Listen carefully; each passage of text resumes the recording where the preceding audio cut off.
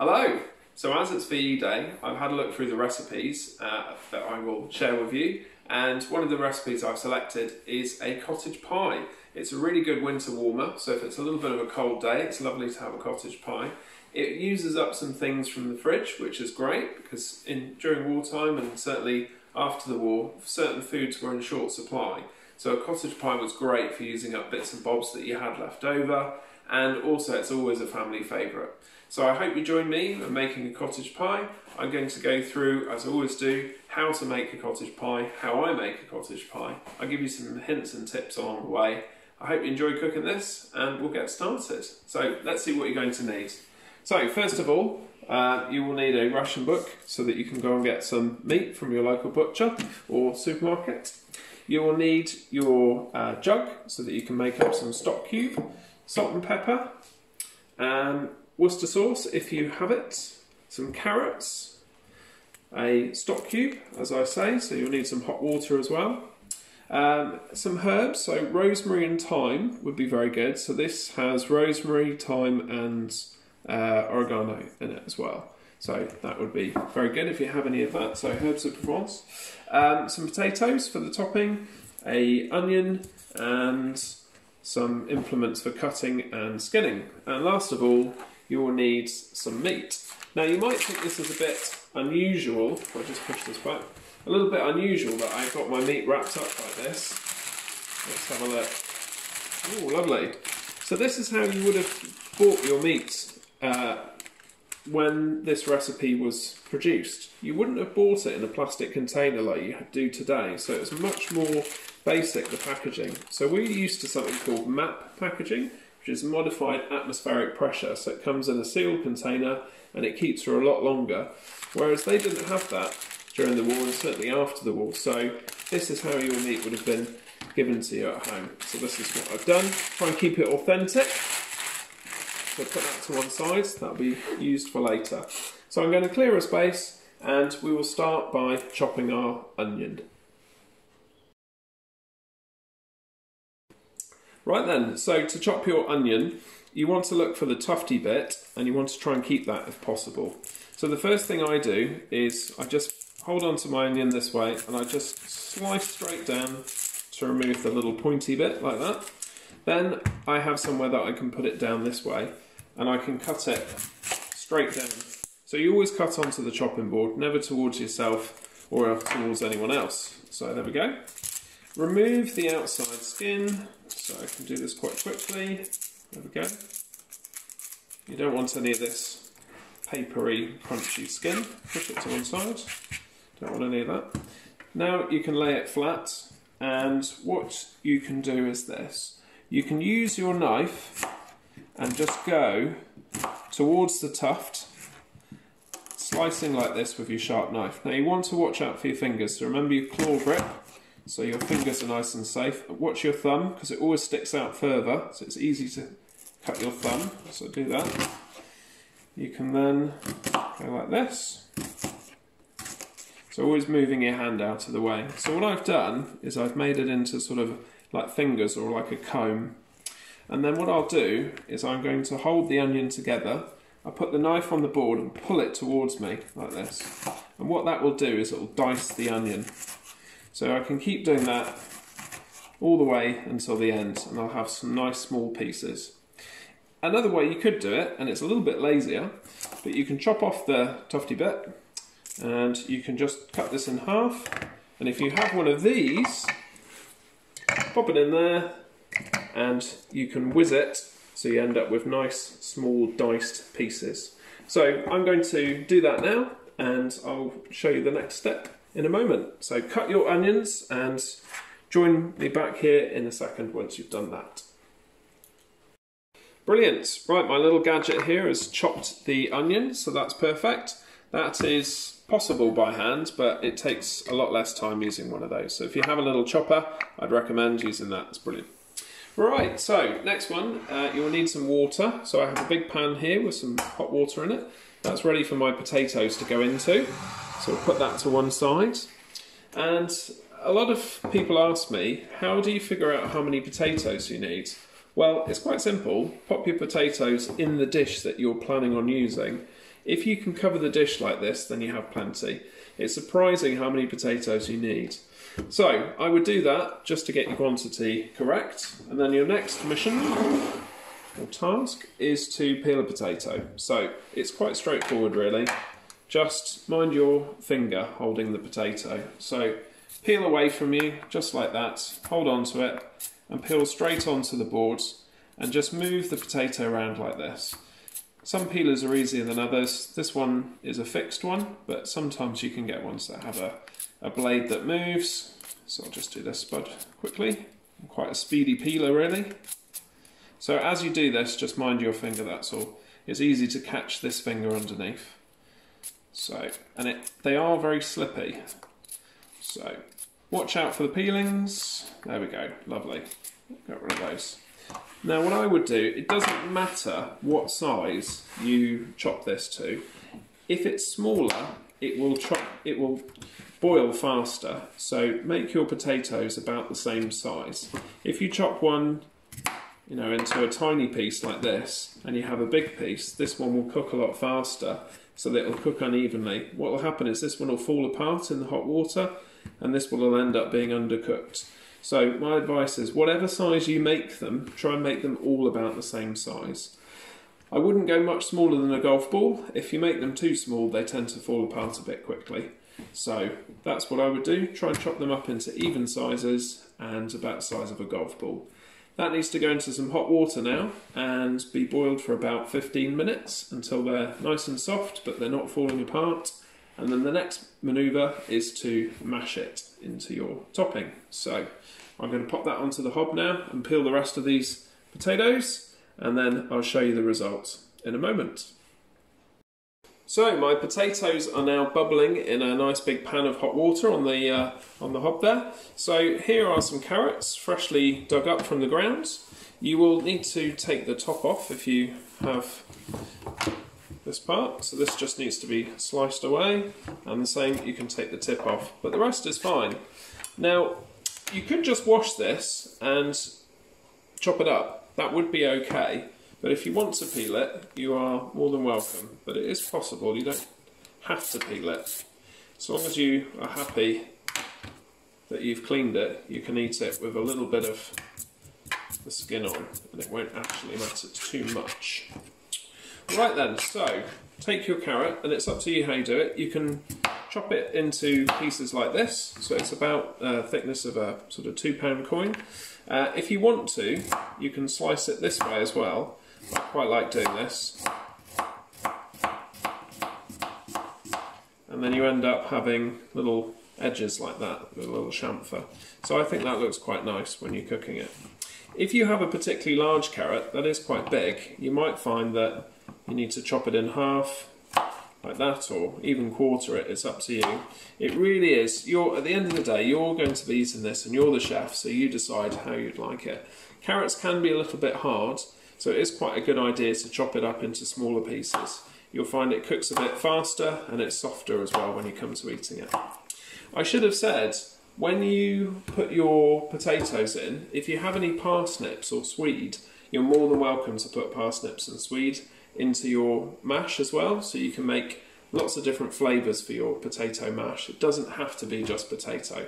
That's the beauty of a cottage pie, you can change it to anything you like. Right, so that's our carrot chops. I'll probably cut up another one of these, I think, and add that shortly. So we'll come back in a moment and I will actually start to cook the meat, the onion, and put our stock in. So join me in a moment when you've chopped up your carrot, you're ready to start cooking. Okay, I have a pan here. You need, well, it's up to you what you use, but I prefer using a deep sort of frying pan, and it's perfect if you have a glass lid for it as well. That works very well. So the next thing to mention is that my potatoes are bubbling away there, so they are doing well. They've been in there for 5 minutes. So what you'll need to do now is sweat your onion. So I've got some olive oil here, but you could equally use vegetable oil, that's fine. And take your onion, I've got a gas hob here, there we go. Turn the gas on, that's heating up now. Pop your onion in, and you'll need to sweat it for about 4 to 5 minutes. You don't want it to burn, you just want to soften it. So I'm just using this to scrape out all of my onion. I didn't have a brown onion, but you are welcome to use any sort of onion that you happen to have at home. Again, this is the beauty of this, and during harder times they would have used anything they could find really. Onions grow quite well in this country, so most people would have grown some onions at home and things like that. So move it around, coat it with the oil.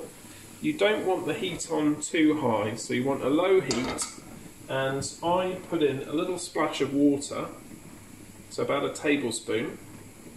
There we go. And that's just to create some steam. So I'm just going to, there we go. And I pop the lid on, and then that is going to sit there for a couple of minutes. I'll open the lid, I'll give it a stir, and then give it a couple more minutes. And the idea is you're sweating the onions, so you're trying to make them translucent and soft. You don't want to burn them. Yes, you're cooking them, but you don't want them going brown and caramelising very much at all. It's very easy to burn these, so low heat, you should hear them steaming away, sizzling like that, and that's perfect. They're just going to sit there like they're in a little sauna just for about 5 minutes. Okay, once I've done that, I will show you the next stage. Right, this is sweated nicely. It's just starting to stick to the pan, so it's getting a little bit sticky. It's caramelised a tiny bit, and it's becoming translucent, but I can see it's getting nice and soft, so that's perfect. That's just what I want. So now I'm going to put in the meat here. So just pick that up by the bag. There we go. Get rid of this. So this needs to brown now. So break up your meat a little bit, and there we go. So just let it seal itself a little bit, just wait a minute, and then move it around until the meat has become brown, and then you'll be ready for the next stage. So rather than you watching me brown this meat, we'll pause it there, and I'll come back when this is browned, and I'll show you the next ingredients. If you haven't got them out already, this is where you're going to need the herbs. You'll need, if you have it, some Worcester sauce, and you'll need to mix up some stock.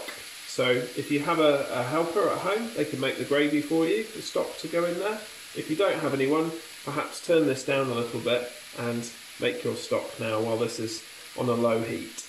My potatoes are nearly finished, by the way. They're just sitting there ready to be drained. If you have a big pan like this, you might need some help, and that's ready for turning into mashed potato for the topping. So we're doing well. I'll see you back in a few moments. Okay, now you might have noticed in the recipe it asks for garden weeds at this time.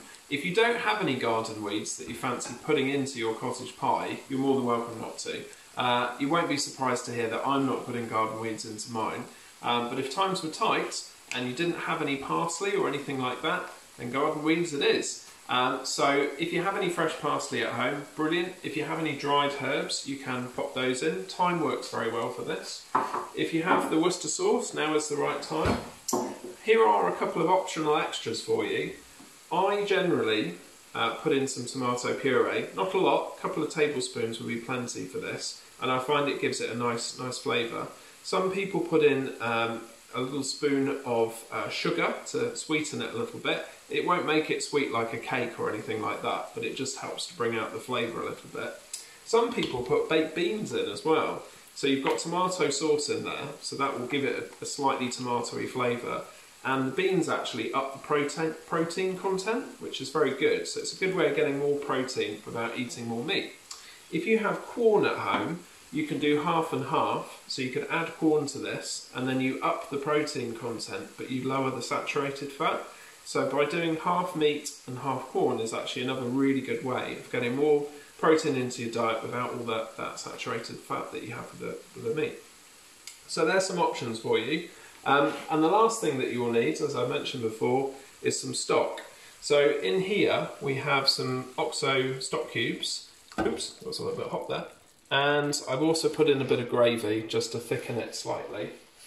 You don't want to go mad with the gravy, but you want enough that it's not too dry. So that's about right, I would say. You can add more if you want to. I'm going to keep this on the side and I'll add some more in a moment if I think it's getting a little bit too thick. So pop some herbs in there as well. There we go, and some Worcester sauce. Lovely, good drizzle of that. You're the chef, so you decide how much people are going to want. And it's up to you, but I normally pop in some tomato puree as well. So about that much, so that's plenty. I'll give this a little stir. And last of all, I pop in my carrots that I've chopped. I've gone for a variety. Some I've left whole, and some I've sort of turned into little shards as well. So it's nice to have a bit of a mixture. So some will be a little bit harder than others, but then you get a nice variety of texture when you're eating it. That's also another reason why I quite like putting the beans in, because they're a really nice, soft, sort of creamy texture when you eat your cottage pie. You might think I'm going on a bit about the beans now, but if you haven't done it, it's really good. That's now going to simmer for another 15 to 20 minutes, just to soften the carrots before we put it all together. So that's going to sit there for a little while. I'll add a bit more gravy. And in the meantime, I'm going to work on my potatoes that now need draining and mashing. So I'll come back in a moment, mash the potatoes, and then when this is ready, I'll put it all together and it's time to put the oven on and get it cooking. All right. Okay, it's time to mash our mash. I have some options for you. You could use some horseradish. Horseradish is very nice in your mash if you want to flavour your mash. You could use some whole grain mustard. Whole grain mustard will look lovely. It gives you a nice appearance as well. Or English mustard. It won't actually change the appearance that much, but it gives you a nice sharp tang when you're eating it. So if you want to make some mustard mash or some horseradish, that'd be lovely. If you want to keep it plain, that's absolutely fine as well. So a small little nub of butter there goes in. So that's probably about 10 to 15 grams, and 15 ml of milk, something like that. Take your masher and just press down like this and just mash your potato. There we go. Right, leave it for a moment for the butter to melt. The butter's in that corner, so it's melting away there. And then once it's melted, mash it a bit more. Some people use a sort of a liquidizer to mash it, and that does work, but if you use a liquidizer, one of those pressy things, I'll get one just to show you. Here we go. So one of these, if you use one of these machines with a little blade and an electric motor, it tends to make it into a bit of a paste, and that's not very good. So I would use a masher and do it by hand rather than using one of these. So there we go. Hi, this is the penultimate stage. You can put your mash on the top now, and then it needs to go in the oven for about half an hour, 40 minutes, on about 180, maybe 200 degrees, depending on your oven. So I have my mash, here it is. I put a little bit of mustard into that, you can see it's slightly yellow. And no surprises, I put the baked beans in. I think that's brilliant, but it's up to you. So this is what you're going to do. If I just show you this part, you'll need 2 spoons for this bit. Take yourself a lump of mash and press it a little bit and use the other spoon just to take it off. So I'll do a couple of those just to show you. Now, you don't want to put too much weight onto it. If you get a really big blob like this and just plop it on, all of your cottage pie mixture will move and you'll end up with a big blob of mash and you won't have enough to cover the whole top. So you just need to gingerly put a thin layer on the top like this. It will move a little bit because it's only a thick liquid, it's just a viscous liquid, but there we go, just like that. So I'm going to keep going until I've done the whole amount.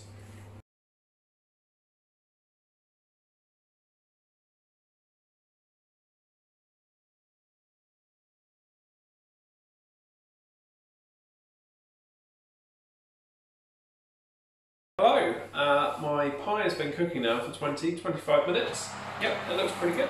I've popped it on a tray because experience tells me, yep, it has. It tends to bubble a little bit like that, and you will find that if you don't put a tray underneath, it can make a mess of your oven a little bit.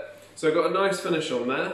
My sort of Union Jack flag has come out quite nicely, so that's very good. All I would say to you is to have a nice bee day with the family at home. If you manage to cook a pie like this, then brilliant.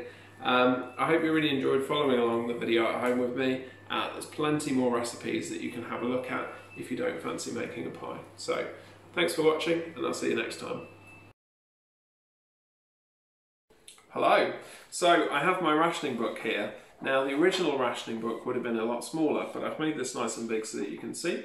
So inside your book, if you lived in the 1940s, you would have had many things that were rations. So that means if you went to the shop, you couldn't buy as much as you wanted. You actually had to have some coupons that the shopkeeper would take and exchange for those things, such as sugar, fats, anything that was deemed a little bit unnecessary, if you like. So things you take for granted today, you would have struggled to have found. So I'll just read a few bits from me from the sheet. So rationing was introduced in the 1940s and it lasted for 14 years. So that's a very long time. Most of the time, meat, cheese, butter, fats and sugar were heavily restricted. So rationing did last for longer than most people think. And actually, I used to work with a chap who told me a quick story, so I'm going to share it with you. So when he was a little boy, his brother came home one day with a banana and they didn't know what to do with it. They'd never seen a banana before because they grew up just at the end of the war, and actually rationing was still in effect for quite some time when they were little. So they decided to eat the banana. So what did they do? They peeled open the banana. So I'm just going to peel open the banana here. And they looked at it and they thought, oh, this is funny. I don't know what to do with this. So what do you think they did? Any ideas? Well, they took the middle out and they threw it away because they thought that was the bad bit, and they ate the peel and they didn't think it was very nice. True story. But if you grew up in a time of rationing and you couldn't get exotic fruits and things like that, then you would have struggled to understand what to do with a banana. So there you go. I thought I'd share that with you. Right, so this week you will find some recipes, extra recipes that you can choose from. So I have chocolate cake here. Unsurprisingly, chocolate was a little bit hard to get hold of during the war and certainly afterwards. And certain things, as I've mentioned, like sugar. So follow the recipe if you would like to have a go at making this chocolate cake. This is a genuine World War II recipe. It's from a BBC website called Hands On History. There's mock apricot flan with carrots. So they've used carrots here instead of apricots, and it's interesting. So have a look at that one if you fancy making that. On the National Trust website, if you are a National Trust person, there's a wartime carrot cake, which is delightful. So go onto the website and you'll see instructions. All of these are I'll put links in the description for you. And the last one is the 1940s experiment. So it's a nice website with about 190 recipes. So there's a big old list. I've only printed some just to show you, so I don't know if you can see, but things like wartime dripping, meat gravy, bread pudding, wartime Scotch shortbread, all sorts of things on this recipe. So plenty there to have a go at. So if you don't fancy doing this week's cook, have a go at a wartime recipe. I think you'll find it really interesting. And as I say, things were very different in those times, so it's fun to try a recipe and see what it would have been like. Anyway, happy VE Day, and I hope you enjoy the cooking. Okay, bye for now.